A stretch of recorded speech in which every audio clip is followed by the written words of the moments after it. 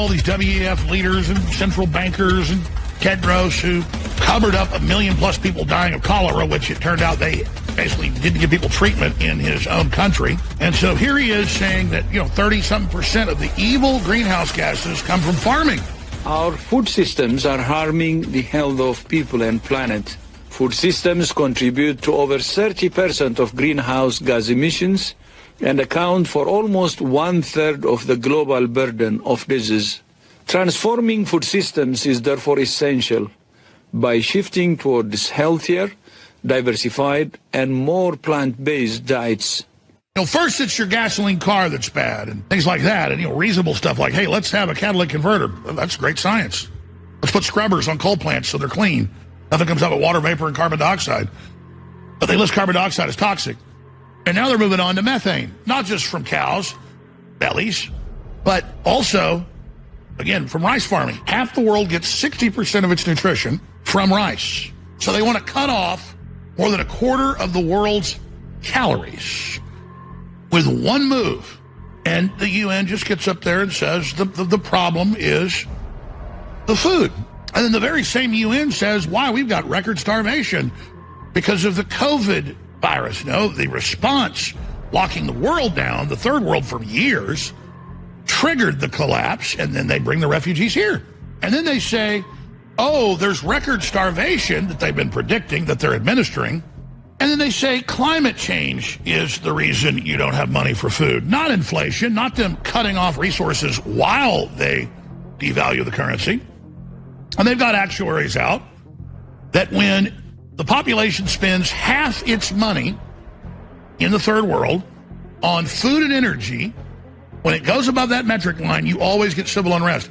You go up to 60% or more, you get guaranteed burning down of the country. Most of the world is now spending more than 50% of its income on food and energy. Now they're all over the news, everywhere, saying everything's bad. A new report today has claimed that cows are the new coal. So as we heard earlier, the FAIR Global Investor Coalition are calling for far more to be done to address emissions from the agricultural sector.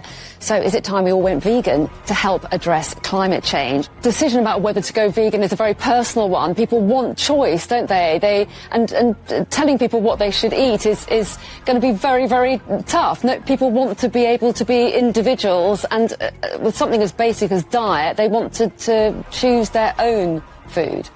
You're absolutely right. And I think if we think about, you put out the word vegan out there, and this is very emotional. And you put out anything that relates to food, and we're already in a culture war. And that is important to acknowledge.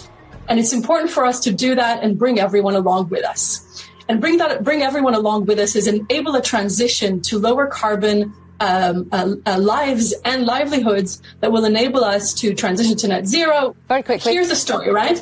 If renewables replace fossil fuels, we already have alternatives to meat. And whatever they allow us to get is soaked in glyphosate that destroys your testicles and gives you cancer.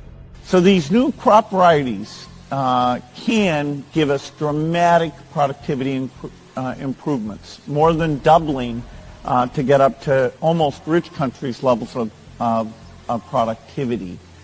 So we really need to do this. We need to do it for all the ecosystems and all the key crops.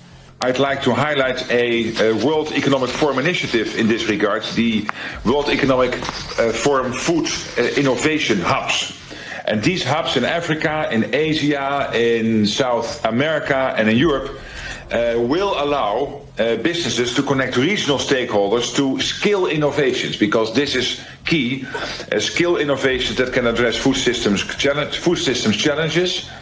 And here I'm particularly proud to announce that the Netherlands will host the global coordinating secretariat of the World Economic Forum Food Innovation Hubs. They're building a mega city in the Netherlands. They're the most successful farmers, no one debates it, in the world. They are the best. They're the Michael Jordans of farming.